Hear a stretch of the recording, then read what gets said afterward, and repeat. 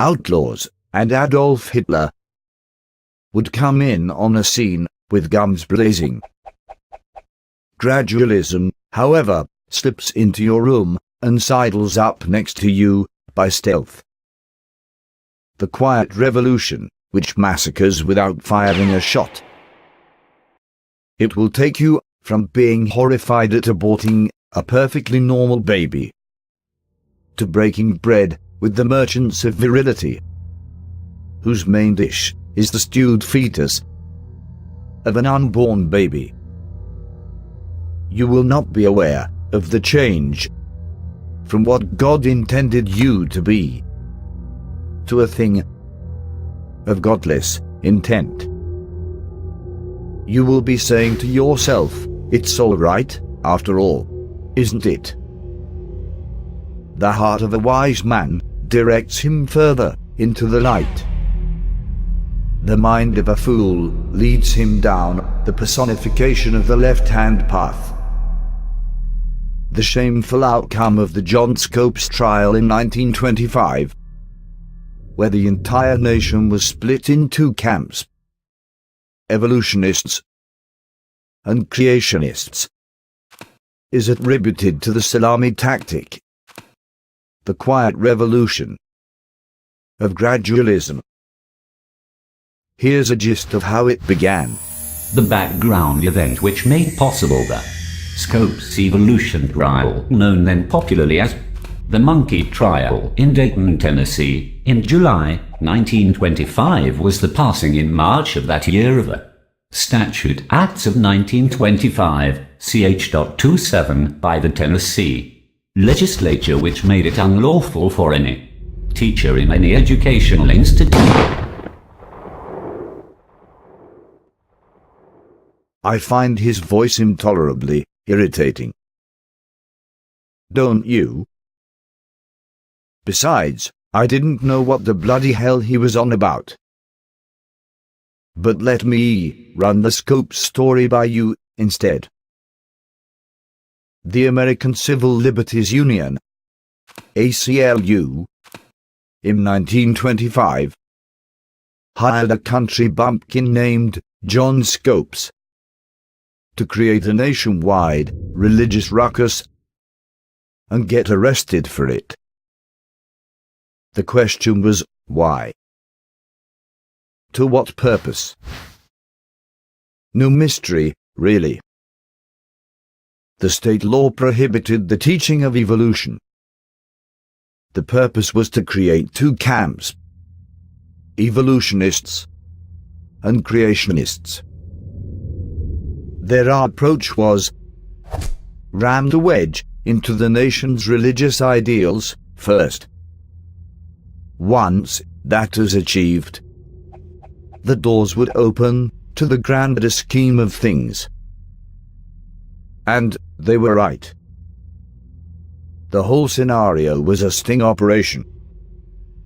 John Scopes was a goat in a sting operation by the ACLU, a non-profit organization that was funded by the big boys, namely the Rockefeller Foundation. Which brings us to the next part. All so-called truths which you have seen and heard in Broadway plays and movies regarding the John Scopes trial, namely Inherit the Wind and Alleged. Please flush these truths down your toilet. I thank you.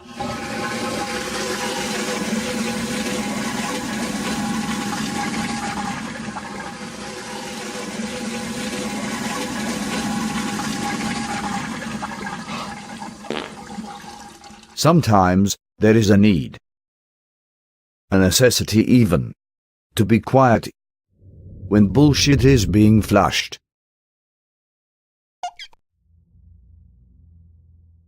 Anyway, the movie depicted John Scopes as a competent high school biology teacher. In actual fact, he was a bungling idiot who did not even have a college degree. The financiers of evolution steered the movie industry to depict him as a highly educated, embracer of evolution, when Scopes himself did not understand what the bloody hell was going on. The financiers of evolution also steered the movie industry to portray the Christian people of Dayton, Tennessee, as being rude to the evolutionists. It belittled our town. They showed all of the ugliness that they could get into it to make it look like a little bitty borough or something, you know. It was the way they portrayed us. In actual fact, Clarence Darrow, defender of the monkey, in his own words, said, "I have not found upon anybody's part, any citizen here in this town or outside, the slightest discourtesy.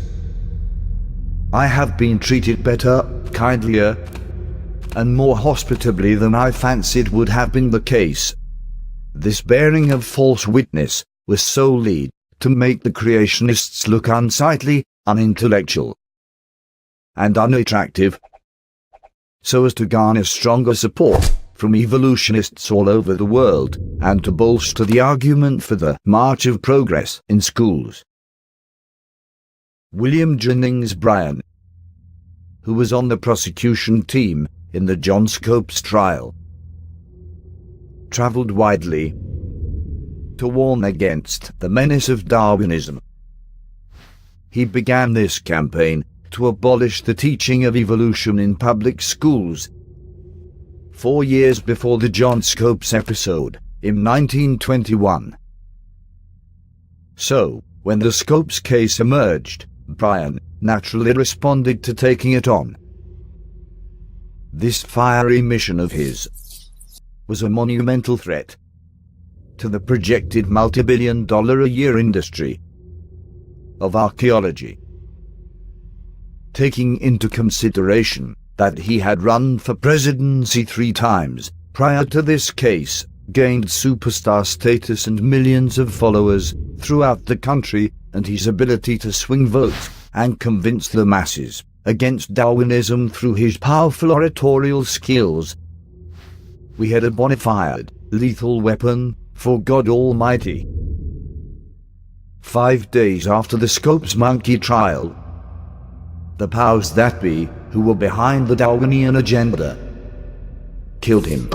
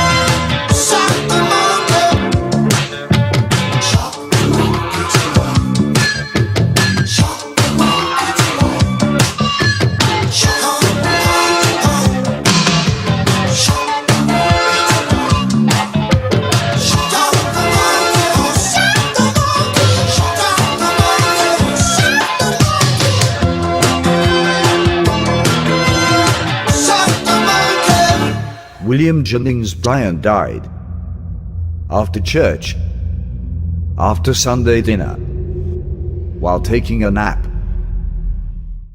Ooh, splendid. I do love me some monkey stories from time to time. I really do.